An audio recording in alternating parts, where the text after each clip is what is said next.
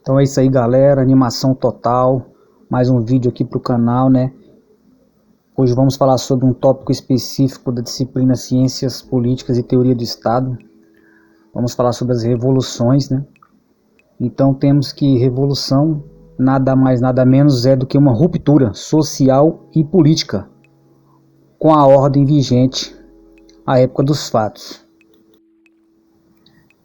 visando transformar sociedades. Determinados grupos se reúnem questionando as autoridades que centralizam o poder e as tomadas de decisões. Inicialmente vamos falar sobre a Revolução Inglesa, que foi a primeira das grandes revoluções burguesas.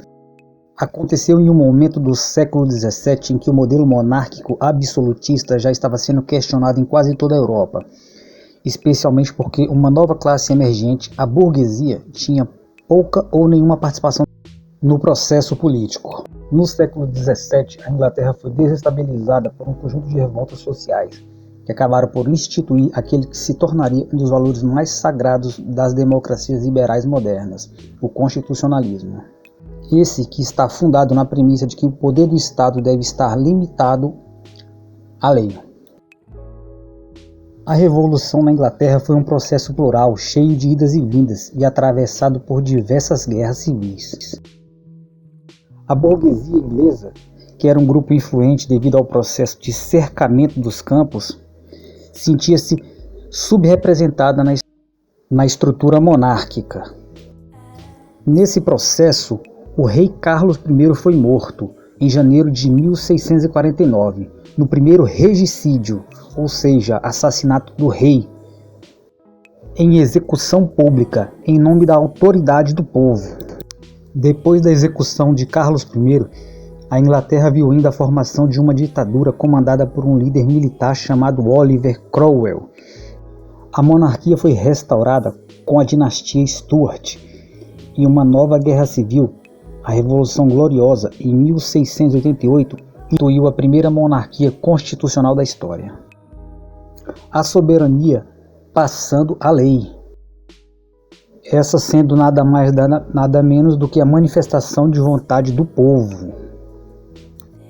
No século XVIII, um evento que seria reconhecido como um dos momentos de fundação da cultura democrática moderna foi a independência das 13 colônias inglesas, ou Revolução Americana, que trouxe ao mundo a novidade de um país independente na América.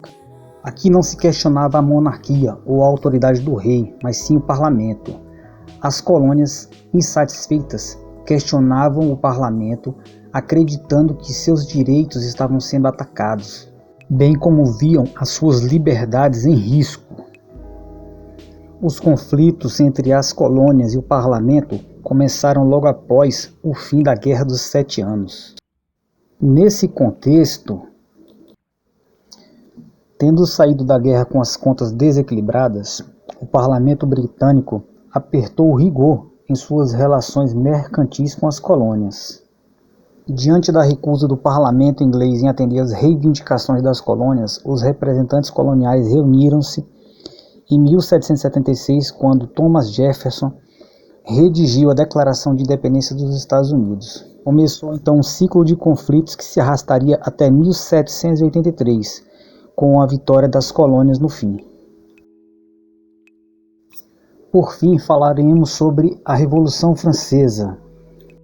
Nessa, demandavam pelo fim da monarquia absolutista, pelo fim da feudalidade, questionavam a estrutura fundiária, a divisão de terra e a miséria dos trabalhadores urbanos.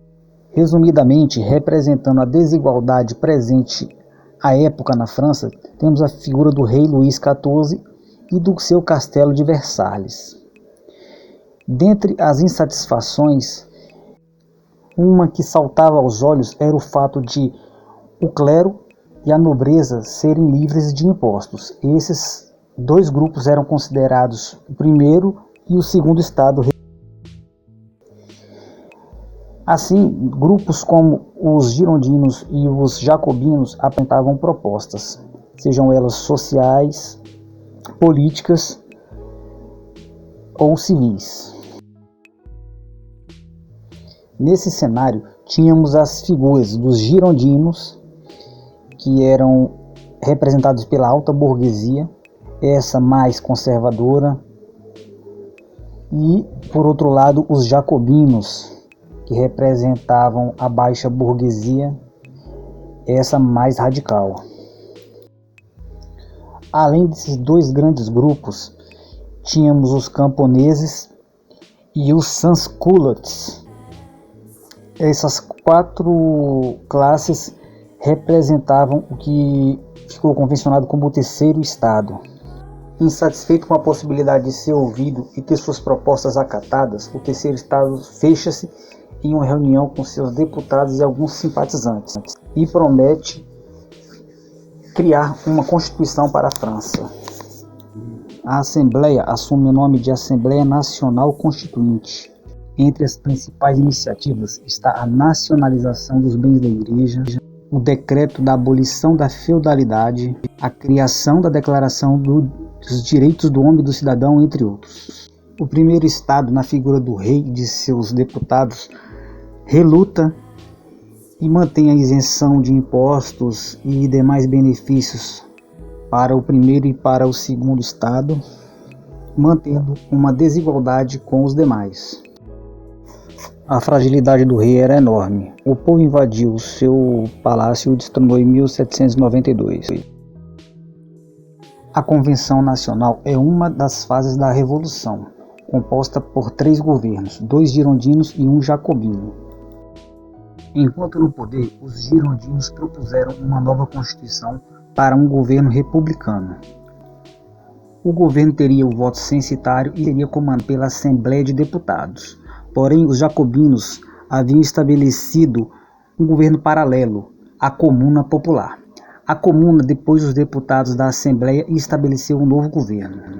Uma das marcas desse grupo, liderado por Maximilien Robespierre, foi a criação do Tribunal Revolucionário, a implementação do sufrágio universal e a principal delas, a condenação à morte do rei Luís XVI.